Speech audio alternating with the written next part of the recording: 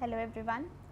Today we are going to do page number 1.47, which has the topic of resignation of director, section 168, and after this we will do removal of directors ka concept. Okay, so let's start with it. Page number 1.47. So resignation of director, section 168. Provisions regarding resignation of directors has or have been included in the Companies Act 2013 for the first time. Section 168 read with Rule 15 and 16 of the Company's Appointment and Qualification of Directors Rules 2014 deal with resignation of a director as under.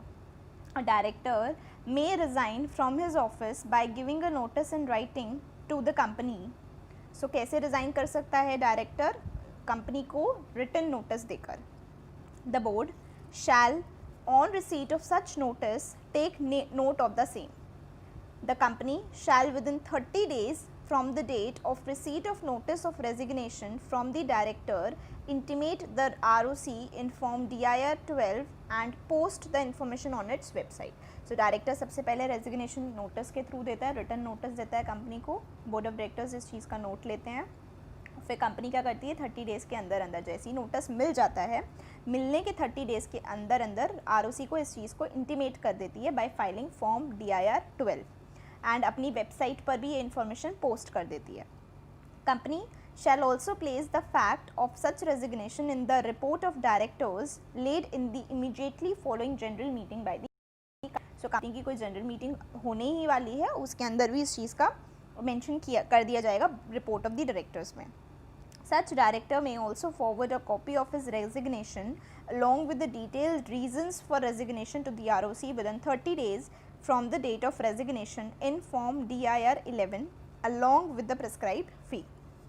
So director को भी time दिया कि जैसे ही आपने resignation दिया है company को, उसके 30 डेज़ के अंदर अंदर आप फॉर्म नंबर DIR 11 फाइल करो और उसके अंदर बताओ कि आपने क्यों रिज़ाइन किया है, रीजंस क्या है रेजिग्नेशन के. ठीक है, और रेजिग्नेशन की भी कॉपी अटैच करके देनी होगी. कितने दिन में? 30 डेज़ में. कौन से फॉर्म में? DIR 11. DIR 12 में कौन बताता है? कंपनी बताती है. ठीक है. Signing and filing of form DIR 11 in case of a foreign director. अगर कोई फॉरेन डायरेक्टर है और वो रिज़ाइन कर रहा है तो फॉर्म DIR 11 किस तरीके से साइन और फाइल होगा उसके बारे में प्रोविजंस दिए हुए हैं. क्योंकि कोई फॉरेन डायरेक्टर है तो उसके लिए इट वोंट बी ईजियर कि वो साइन वाइन कर पाएगा या फिर वो सबमिशन कर पाएगा, तो उसके लिए कुछ प्रोविज़न डाल दिया. In case a company has already filed DIR 12 with the registrar, a foreign director of such company resigning from his office may authorize in writing a practicing CA, cost accountant or CS or any other resident director. resident director की definition हमने session number 1 में पढ़ी थी, part 1 जो हमने पढ़ा था, session 1. I did not say section, I said session, मतलब part 1 of the series which we are doing. उसके अंदर हमने रेजिडेंट डायरेक्टर की डेफिनेशन पढ़ी थी 182 डेज़ और मोर वाली. तो वही बोला है कि अगर कोई फॉरेन डायरेक्टर है, ठीक है, जिस कंपनी से रिज़ाइन कर रहा है उस कंपनी ने DIR 12 फाइल कर दिया है ROC को. अब किसकी बारी है? फॉरेन डायरेक्टर की बारी है कि वो फॉर्म DIR 11 फाइल करे. तो वो फॉरेन डायरेक्टर क्या कर सकता है, वो किसी भी प्रैक्टिसिंग CA, CS और CMA को या फिर किसी भी other resident director of the company को ऑथराइज़ कर सकता है कि वो उसके बिहाफ पर फॉर्म को साइन कर दें और उसको फाइल कर दें. ठीक है, और उसमें वो रीजंस लिख दें फॉर दी रेजिग्नेशन. तो सारा काम जो फॉरेन डायरेक्टर को करना था फॉर्म DIR 11 वाला, वो सारा काम वो CA, CS, CMA और अदर रेजिडेंट डायरेक्टर कर देंगे. ठीक है. Clarification. The MCA wide General Circular number so and so dated so and so has clarified that in the event of deactivation of the DSC following en masse resignation of all the directors of the company before the appointment of new directors in their places, where form DIR 12 cannot be filed by the company due to lack of an authorized signatory director, the registrars of companies within their respective jurisdiction are authorized on the request from the stakeholders and after due examination to allow any one of the resigned director who was an authorized signatory director for the purposes of filing DIR 12 only along with the additional fees as applicable and subject to the compliance of other provisions of the Companies Act 2013। लाया गया कि हो सकता है कि जो DSC हैं वो एक्सपायर हो गए, डीएक्टिवेट हो गए, एक्सपायर नहीं हुए, डीएक्टिवेट हो गया DSC, ठीक है, following resignation of all the directors and new directors का अभी तक अपॉइंटमेंट नहीं हुआ है उनकी प्लेस पे। सो जो भी DIR 12 फाइल होना था वो फाइल नहीं हो पाया because of lack of authorised signatory. तो इस वजह से क्या होगा, DIR 12 फाइल नहीं हो पाएगा तो रजिस्ट्रार ऑफ कंपनीज क्या कर सकते हैं, जो भी जुरिस्डिक्शनल रजिस्ट्रार ऑफ कंपनीज हैं वो क्या करेंगे, वो रिजाइंड डायरेक्टर को ऑथराइज सिग्नेटरी जो रह चुका है उसको ऑथराइज कर देंगे कि वो सारा कुछ DIR 12 वगैरह फाइल कर दे, फीस वगैरह पे कर दे, ठीक है। लेकिन ये तभी हो सकता है जब स्टेक होल्डर्स ने रिक्वेस्ट किया हो इस बारे में कि ऐसा करने देते हैं, ठीक है। Effective date of resignation. The resignation of a director shall take effect from the date on which the notice is received by the company or the date, if any, specified by the director in the notice, whichever is later. So यहाँ पर resignation की जो बात लिखी है, लिखा हुआ है कि जो रेजिग्नेशन है वो हो जाएगा किस दिन से, जिस दिन कंपनी को नोटिस रिसीव हो गया या फिर the date if any specified by the director in the notice whichever is later. So या तो जिस दिन नोटिस कंपनी को रिसीव हो गया या जिस दिन तक आपका रेजिग्नेशन हो जाना चाहिए था, जिस दिन तक आपका आपने नोटिस के अंदर जो डेट लिखी थी, आई एम सॉरी, रेजिग्नेशन के लिए दो चीज़ लिखी मैं, इफेक्टिव डेट क्या होगी रेजिग्नेशन के लिए, इफेक्टिव डेट वो होगी जिस दिन नोटिस रिसीव हो गया कंपनी को, ठीक है, उस दिन मान लेंगे कि आपका रेजिग्नेशन हो गया। या फिर अगर आपने नोटिस के अंदर लिखा था कि 4 जुलाई को, 4 अगस्त को होगा, तो जिस दिन की डेट डालिए उस दिन हो जाएगा, whichever is later which is obvious, ठीक है। या तो आप डेट मेंशन करके दे दोगे कि इस दिन रिज़ाइन हो रहे हो, या फिर आपने बस ये होगा कि जिस दिन रिसीव हो गया मान लेना मैंने रिज़ाइन कर दिया, ठीक है। However, the director who has resigned shall be liable even after his resignation for the offences which occurred during his tenure. ऐसा नहीं है रिज़ाइन कर दिया, गड़बड़ करी कंपनी में और फिर रिज़ाइन करके चल दिए तो जो ऑफेंसेस हुए उससे आप बच गए, ऐसा नहीं है। जो आपका टेन्योर था उस बीच कोई आपने ऑफेंस कमिट किया है तो आप उसके लिए लाइबल रहोगे। Next, all the directors tendering resignation. In case all the directors of the company resign from the offices, सभी ने रिज़ाइन कर दिया या फिर वेकेशन हो गया बिकॉज ऑफ सेक्शन 167, तो उस केस में क्या होगा कि जो भी प्रमोटर है, प्रमोटर नहीं है तो सेंट्रल गवर्नमेंट है, वो जितने भी minimum number of directors required हैं उनको अपॉइंट करेंगे और वो वाले जो मिनिमम नंबर ऑफ़ डायरेक्टर्स हैं वो होल्ड करेंगे office till the next appointment of new directors, और जो भी अपॉइंटमेंट होना था जनरल मीटिंग में वो नहीं होता तब तक ही होल्ड करेंगे ऑफिस को। I hope this is clear. Next आ जाता है रिमूवल ऑफ डायरेक्टर्स का concept, which is says a director of a company may be removed before completion of his term as director. Removal of directors is discussed under the following heads. So director किसी भी company का remove किया जा सकता है कब, excuse me, a director of a company may be removed before the completion of his term as a director। मतलब director का टर्म ख़त्म नहीं हुआ है अभी तक, फिर भी हम उसको रिमूव कर सकते हैं। Removal of directors is discussed under the following heads. So removal कौन कौन कर सकता है, या तो रिमूवल हुआ होगा बाय द शेयर होल्डर्स या फिर bye the tribunal. Share holders ने किया तो सेक्शन 169 आ गया, और अगर ट्रिब्यूनल ने किया तो सेक्शन 242 आ गया, ठीक है। सो यहाँ पर जो हम पढ़ने वाले हैं मेन, वो हम पढ़ने वाले हैं अगर रिमूवल होता है bye the share holders. Main हमारा ये है, जो removal of director bye tribunal है वो सेक्शन 242 है, जिसका जो मेन आएगा वो आएगा prevention of operation and mismanagement वाले चैप्टर के अंदर। Prevention of operation and mismanagement वाले चैप्टर का सेक्शन है ये। सो मेन हमारा यहाँ पर जो फोकस है वो सेक्शन 169 पर है, ठीक है। Removal of director by shareholders की बात करें तो section 169 of the act contains provisions for the removal of directors by the shareholders. The way shareholders are empowered to appoint a director, in the same way they can also remove a director. तो जिस तरीके से share holders का appointment कौन करता है, generally share holders का sorry generally directors का अपॉइंटमेंट कौन करता है? शेयर होल्डर्स करते हैं। तो जनरली जैसे डायरेक्टर्स का अपॉइंटमेंट शेयर होल्डर्स करते हैं, तो उनको रिमूव करने की भी पावर किसके पास है? शेयर होल्डर्स के ही पास है। The procedure of removal according to this section is stated below. Requirement of ordinary resolution. A company may by ordinary resolution remove a director before the expiry of the period of his office except the following। पहला, जब भी director को appoint किया गया था tribunal ने under section 242, अब appointment tribunal ने किया था तो उसका रिमूवल भी ट्रिब्यूनल ही कर सकता है। तो इसीलिए आप ऑर्डिनरी रेजोल्यूशन पास करके ऐसे डायरेक्टर को नहीं निकाल सकते जिसका अपॉइंटमेंट ट्रिब्यूनल ने किया था, ठीक है। या फिर आप ऑर्डिनरी रेजोल्यूशन पास करके कौन से डायरेक्टर को नहीं निकाल सकते? जहां पर as per section 163 2/3 or more of the total number of directors are appointed according to the principle of proportional representation, then such directors cannot be removed। अगर सेक्शन 163 के अकॉर्डिंग प्रोपोर्शनल रिप्रेजेंटेशन के principal को apply करने की वजह से 2/3 और more of the total number of directors were appointed, तो उस केस में भी आप उन डायरेक्टर्स को रिमूव नहीं कर सकते। तो बेसिकली क्या बोल रहे हैं, या तो अपॉइंटमेंट हुआ था सेक्शन 242 के हिसाब से, किसने किया था? ट्रिब्यूनल ने किया था, या फिर प्रोपोर्शनल रिप्रेजेंटेशन वाले सेक्शन को अप्लाई करके, सेक्शन 163 अप्लाई करके 2/3 या उससे ज़्यादा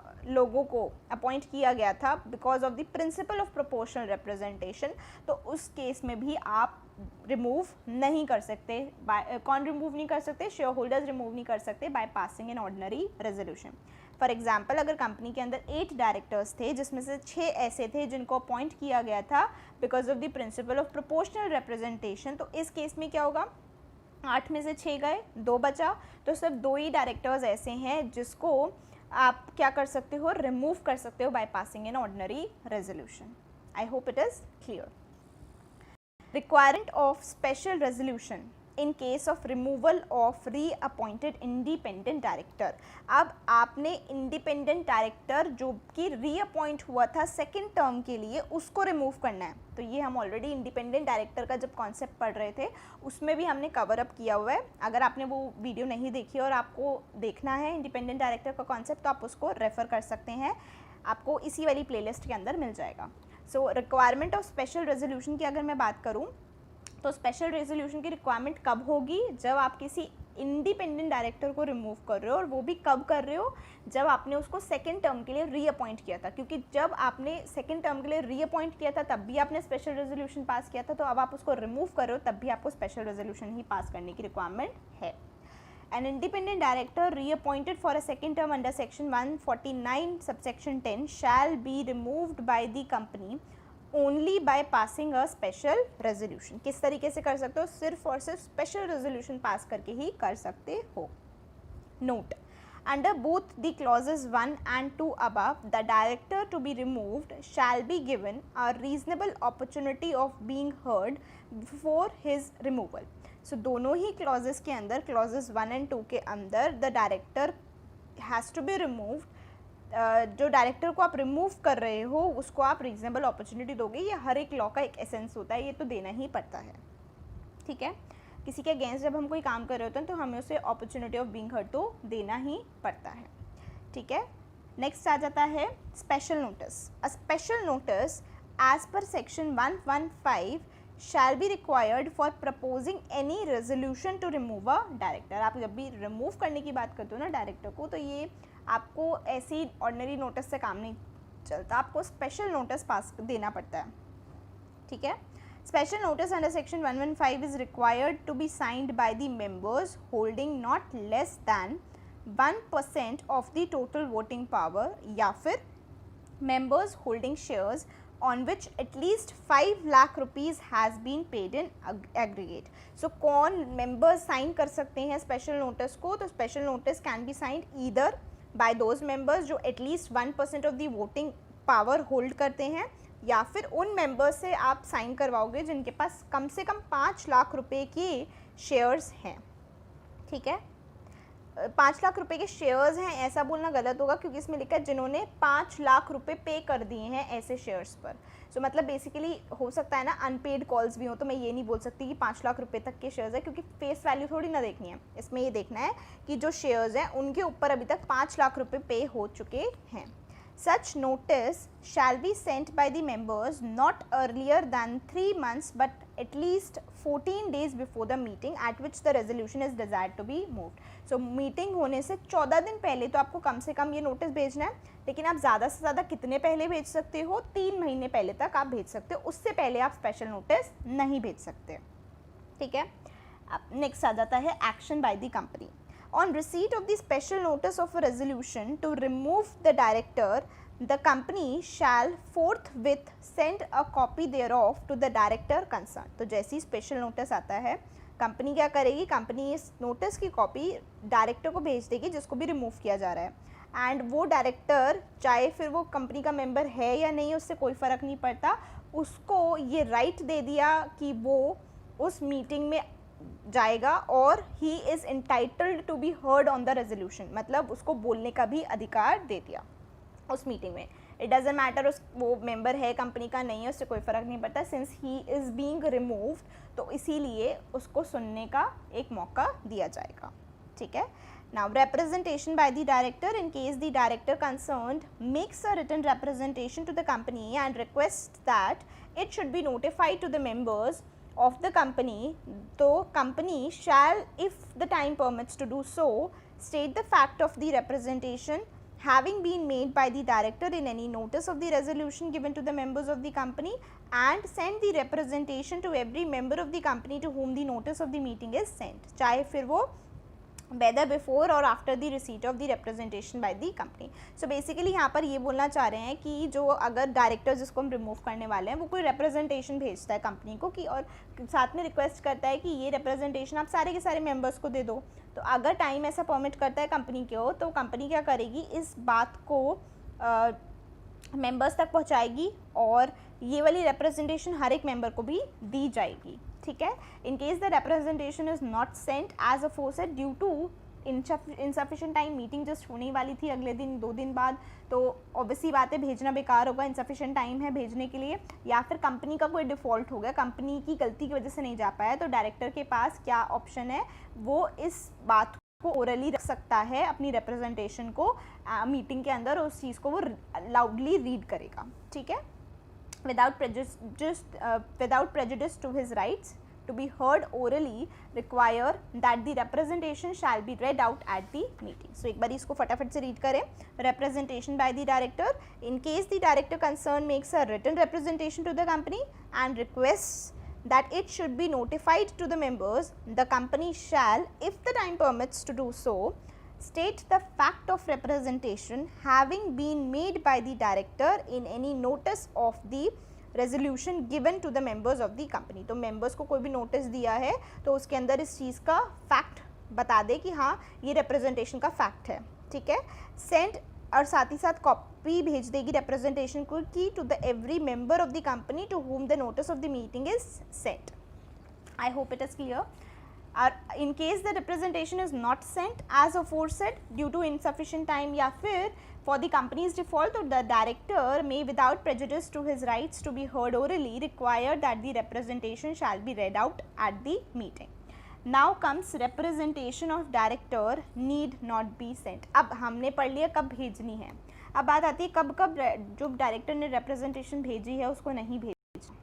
It was provided that the representation need not be sent out and read out at the meeting if on the application either of the company or of any other aggrieved person the tribunal is satisfied that the rights of representation are being abused or abused to secure needless publicity or for defamatory matter. So अगर ऐसा लगता है company को या किसी भी aggrieved person को जिसने क्या किया, ट्रिब्यूनल को अप्लाई किया कि ये जो रिप्रेजेंटेशन का राइट था या फिर उसको पढ़ने का राइट था मीटिंग के अंदर, वो हमें नहीं देना है टू द डायरेक्टर, और ट्रिब्यूनल भी इस बात से सेटिस्फाइड है कि जो रिप्रेजेंटेशन का राइट था डायरेक्टर को दिया गया था वो इस चीज़ को अब्यूज़ कर रहा है. ठीक है, सिर्फ पब्लिसिटी का काम करने के लिए यूज़ कर रहा है, बकवास बातें बोलने के लिए यूज़ कर रहा है, मीटिंग में बेकार के पॉइंट्स रेज कर रहा है, गलत गलत चीज़ें बोल रहा है, तो उस केस में सिर्फ पब्लिसिटी करने के लिए कर रहा है. सो इस केस में ट्रिब्यूनल क्या है, वो ये राइट छीन लेगा. Further, the tribunal may order the director concerned, notwithstanding that he is not a party to it, to make the payment in whole or in part of the costs incurred by the company on the application so made to the tribunal. So जो भी cost लगी है company की वो क्या करना है, वो किसको खर्चा बियर करना पड़ेगा, उसी डायरेक्टर को बियर करना पड़ेगा. उससे कोई फ़र्क नहीं पड़ता कि उसके खुद की भी कॉस्ट लग रही है क्योंकि वो ट्रिब्यूनल की प्रोसीडिंग्स में आ रहा है, उससे कोई फ़र्क नहीं पड़ता, उसको तब भी कंपनी को रिम्बर्स करना पड़ेगा. ठीक है. filling of casual vacancy, filling of vacancy. Now so this is as per section number 169 subsection 5.